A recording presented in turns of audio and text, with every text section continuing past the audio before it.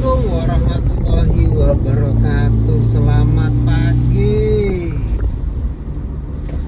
para subscriber saya ya. Yang sedikit alhamdulillah, yang tidak pernah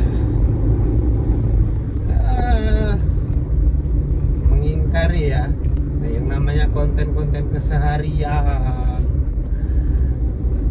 hobi yang kita upload ya kan, dan mereka suka terus subscribe, itu alhamdulillah ya kan. Saya suka orang-orang seperti itu, bukan sekedar mencari hiburan untuk ya yang hal-hal negatif kan.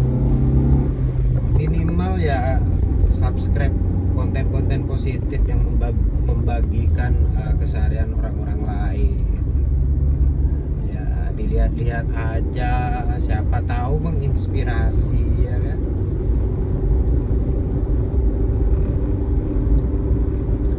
Nah inilah keseharian saya, melakukan perjalanan keliling kota provinsi lah, kita di provinsi Sumatera Selatan. Ini kita mau menuju Pagar Alam, dan dari tebing Empat Lawang, dari Kabupaten Empat Lawang. Jalannya kayak gini loh, nanjak, naik ya kan, ntar turun, belok, jalan longsor. Sudah pasti tadi saya melewati jalan longsor itu patah. Ya alhamdulillah bisa lewat. Walau bagaimanapun ini nih udah direncanakan oleh Allah ya. Saya berjalan ke sini, saya posisi lagi di sini ya kan, di daerah yang boleh dikatakan daerah sini nih jalan lintas yang di tebing ini boleh dikatakan rawan ya, rawan. Karena satu ya sepi ya bro, karena hutan semua ya, tergantung lah kondisi orang ya kan. Wajar kok mereka kok kayak gitu ya kan. Kalau misalnya mereka ya jadi di luar kehendak mereka ya, kebutuhan, nggak ada yang nolong misalnya kan, apalagi dia misalnya seorang ya narkoba atau apa, butuh uang kan. Efek-efek dari kesalahan ya bro. Nah ini longsor di depan, jalannya nyempit bro. Efek dari kesalahan yang jalan ditembus sehingga dia mengambil jalan pintas untuk menikmati hidup dengan narkoba ya kan. Itu sangat-sangat ya disesalkan lah ya kan. Karena apa? Karena itu nyandu, narkobanya itu nyandunya itu loh yang bikin tindak kejahatan yang dia lakukan. Wajar kalau mereka atau oknum yang nyandu itu kalau nggak ada uang, apalagi dari pecandu golongan menengah ke bawah, itu pasti ya menengah aja bisa jadi bawah loh bro, gara-gara pecandu ya. Pasti ya perlu uang toh untuk nyandu itu, untuk membayar kecanduannya itu. Efeknya kalau mereka sudah buntu akal, boleh dikatakan, kalau kata saya tuh buntu akal ya, mau nggak mau mereka harus curang bro ya, merampok lah segala macam lah, tindakan-tindakan kejahatan ya. Sangat disayangkan ya, sangat amat disayangkan. Kayak gini loh bro, kita sudah tahu orang Indonesia ya, kalau misalnya jalan di tebing-tebing kayak gini ya bro ya, jalan yang liku, pokoknya jangan dibabat habis toh batang-batang yang di pinggir-pinggir jalan ini. Kenapa? Ya akarnya itu yang menguatkan tanah. Kalau akarnya busuk terus tanah semua kena air ya longsor.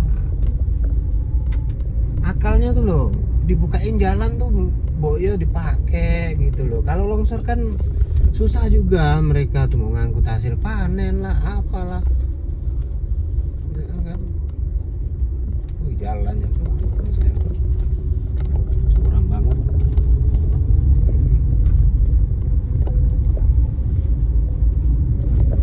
Ya inilah perjalanan hidupku ya kan,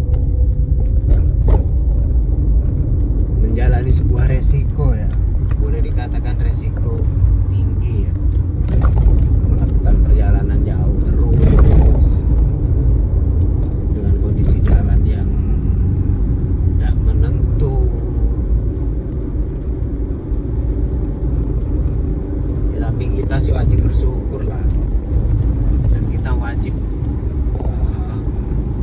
bener-bener wajib ya percaya, wajib percaya ini kehendak Allah gitu loh.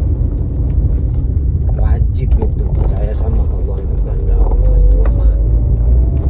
Itu wajib, jangan sampai kita ingkar ya bro ya. Nah, rugi kalau kita ingkar sama Allah bro. Kita harus bersyukur ya, wajib bersyukur ya.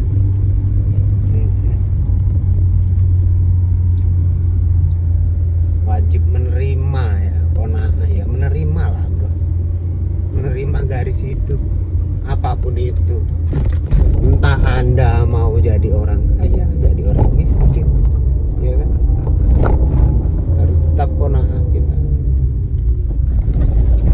Saya bukan ustadz loh bro, saya bukan alim ulama yang tahu banyak ilmu, tapi yang saya tahu itu cuma satu bro, Allah itu ada, dia ngatur ini semua, ngatur kehidupan anda semua, bahkan ngatur kehidupan hewan yang di dalam batu pun, ya kan? Saya percaya itu bro, percaya, sangat amat percaya. Ya kan?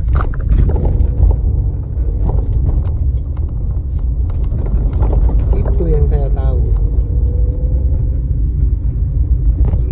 Bukan ustaz, bukan kiai, bukan ahli ilmu, ahli ulama ya kan? Tapi kita wajib percaya,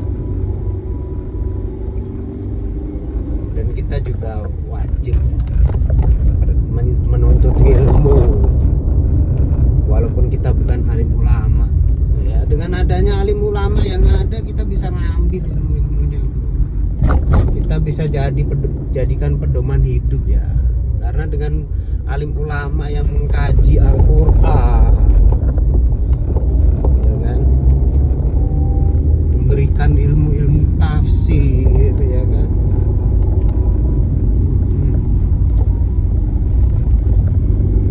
itu memberikan kita tuh ilmu bro.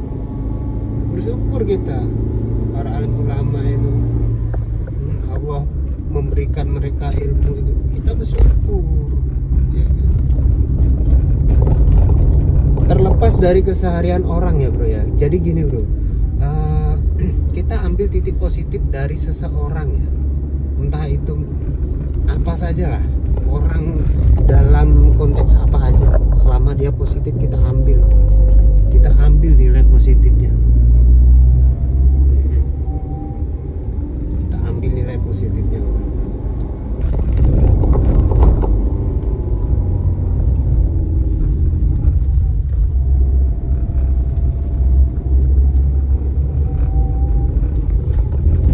Ya, sembari kita menikmati perjalanan ini, dengerin ocehan saya tuh kayaknya mungkin ya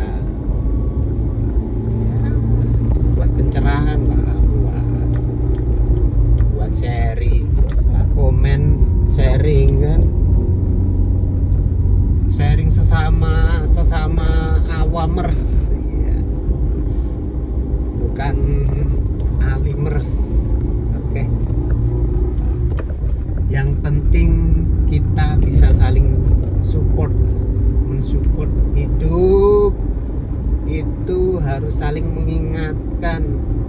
sedikit ilmu yang kita tahu dari para alim ulama, ya kan? Yang kita dengar di YouTube juga, ya kan? Di ceramah-ceramah,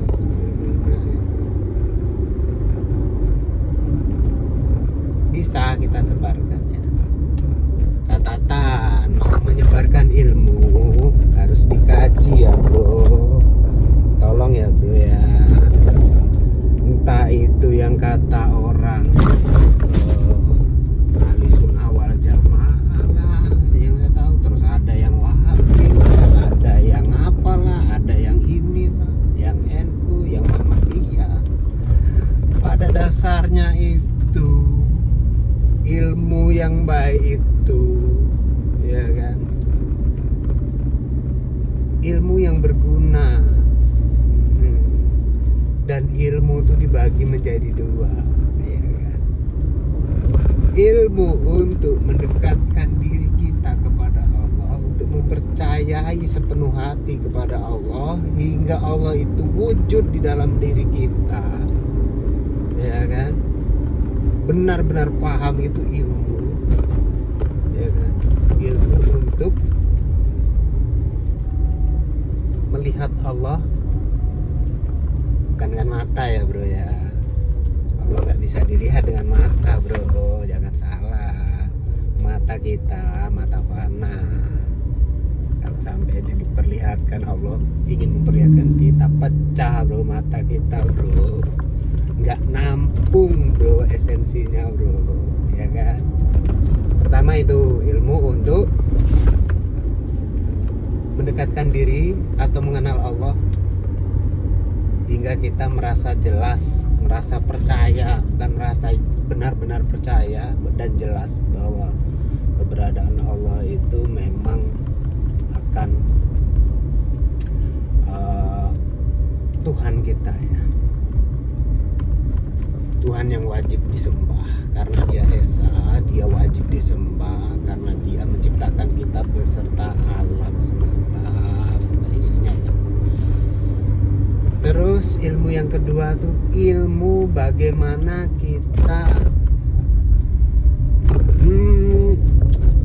memanusiakan makhluk, memanusiakan manusia lah istilahnya tuh, ilmu dengan makhluk, sesama makhluk Allah, ciptaan ya. Makhluk tuh bukan berarti manusia saja bro, adab kita dengan makhluk bro, ya kan. Bahkan batu, debu pun makhluk Allah semua bro. Dan mereka berzikir loh bro, tidak berhenti loh bro, mereka berzikir bro. Tentunya dengan kuasa Allah mereka berzikir dengan zikirnya yang memuji Allah. Kita nggak bisa mendengar mereka berzikir karena ya beda bro frekuensinya, ya kan. Esensialnya berbeda dengan kita. Kalau kita bicara mendengar menggunakan frekuensi, kalau batu mungkin lain lah bro, ya kan. Sama kayak semut misalnya kan, logikanya mereka ngasih jalan, petunjuk jalan, ya kan, dengan bersenggolan antena atau meninggalkan apa atau apa, sama lah kayak gitu lah. Bahasa tuh bukan sekedar bahasa yang berupa suara ya, ya kan. Ada kok bahasa. Nah, contohnya kita kalau orang bisu itu bahasa apa? Isyarat kan.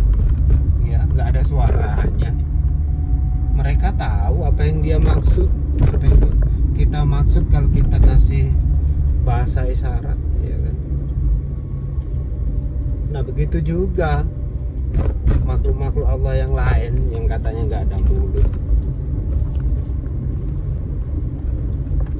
Nggak ada mulut, nggak ada apa. Bisa bicara masa berzikir ya. Kalau orang awam yang bicara gitu ya nggak nyambung ya. Tapi kalau anda kaji lebih jauh pasti nyambung, apalagi orang-orang yang berilmu. Mereka bisa menjelaskan, kalau saya nggak bisa karena saya nggak banyak ilmunya bro.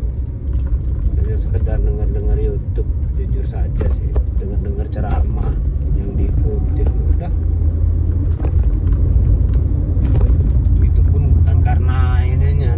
ceramah dengerin ini bukan karena popularitas kiai atau apa ya bro ya. Ingat ya, ilmunya bro, ilmunya masuk akal nggak itu.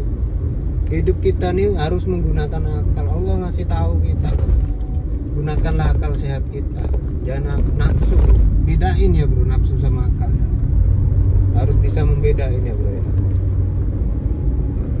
Nafsu akal itu beda. Tapi memang benar kita dikasih nafsu itu bukan hal negatif saja sih sebenarnya nafsu itu. Positifnya banyak kita dikasih nafsu, ya kan? Kalau kita nggak ada nafsu loh, kita nggak mungkin mau belajar toh, ya kan? Kalau nggak ada nafsu mau belajar mau gimana mau belajar, ya kan? Jadi nafsu tuh, nafsu positif tuh, ya, itu yang perlu dipelihara itu. Nafsu negatif ya entah mau jadi apa, yang penting hasil akhir lah bro ya. Wajib Anda tahu itu, saya kasih tahu ya, hasil akhir kita hidup itu apa bro. Yakinlah anda semua pasti tahu hasil akhir kita itu apa, ya kan? Yang wajib kita ketahui.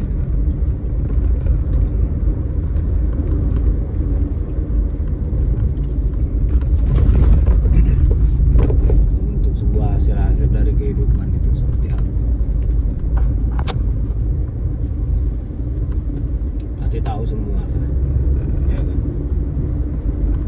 Hasil akhir kita tuh kalau kita nanti mati ya balik sama sang pencipta. Nah nanti kan ditanya sama sang pencipta, kamu dikasih hidup tuh buat apa, kan gitu ya. Ibaratnya tuh audit lah, nanti diaudit lah sama sang pencipta. Bukan berarti sang pencipta nggak tahu, walaupun tanpa diaudit pun tahu apa gelagatnya kemana gitu. Allah itu kayak gitu.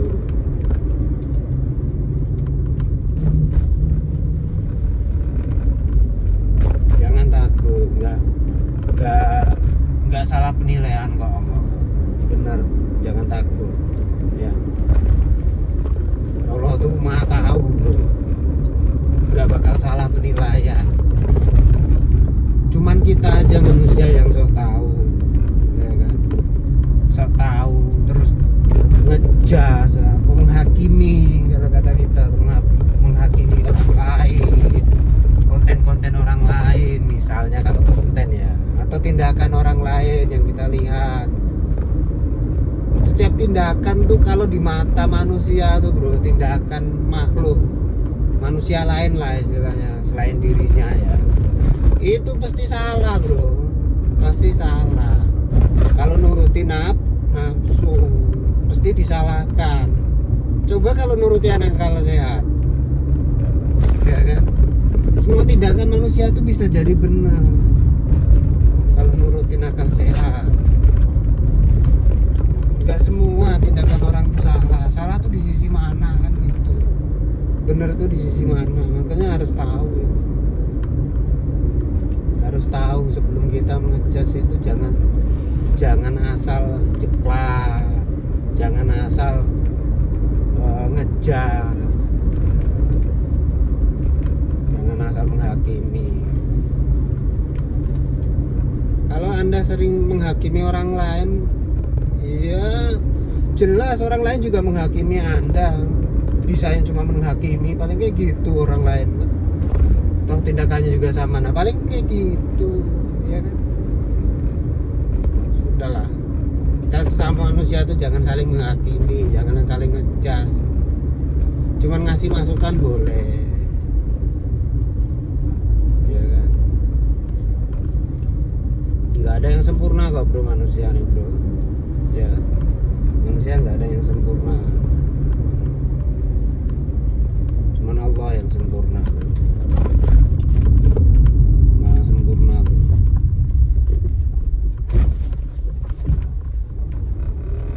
Makhluk tuh nggak ada yang sempurna, pasti banyak kekurangan.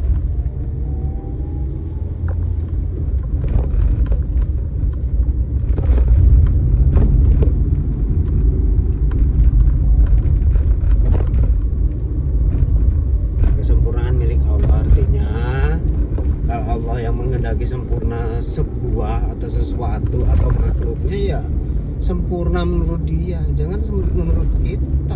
Kita manusia, apa yang kita mau kita jadikan tolak ukur untuk kesempurnaan, ya. Karena kesempurnaan itu memang Allah.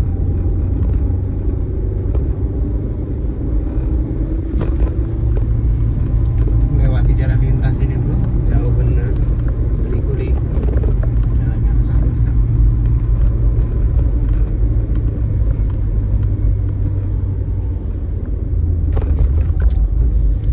Oke lah bro, sampai di sini nanti kita coba rekam-rekam lagi ya. Kita ngobrol-ngobrol santai sambil menikmati perjalanan daripada nggak ada teman, soalnya sendiri ya. Jadi kita ya ngobrol-ngobrol santai aja ya. Oke bro, semuanya semoga sehat ya, dan selalu diberikan kenikmatan Allah ya. Nah, kenikmatan apapun itu sebenarnya nikmat sih, nikmat semua ya. Atas semua kenikmatan ya, walaupun lagi apapun, mau sehat mau sakit, sebenarnya itu semua kenikmatan bro. Kita lihat ya, saya kasih contoh ya, orang sakit itu nikmat. Nah coba anda pikir saya bilang begitu tuh kenapa? Ya karena sakit itu mengurangi dosa-dosa kita, merontokkan dosa-dosa kita ya, kecuali dosa syirik bro ya. Dosa syirik nggak bisa dihapus kecuali la ilaha illallah Muhammadar Rasulullah, kecuali Allah yang hapusnya.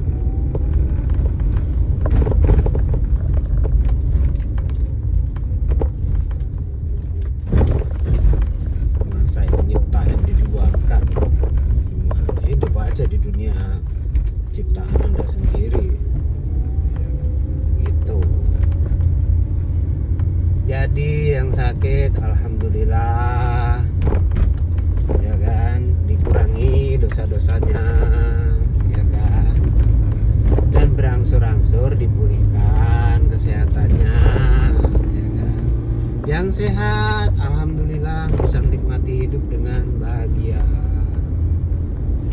Yang kaya juga, yang miskin alhamdulillah diberikan kesempatan untuk mencari ridho Allah ya kan. Semakin susah payah Anda mencari, Allah akan semakin suka ya, semakin senang. Jangan mengeluh ya, karena kerugian itu bakal balik ke manusia. Kalau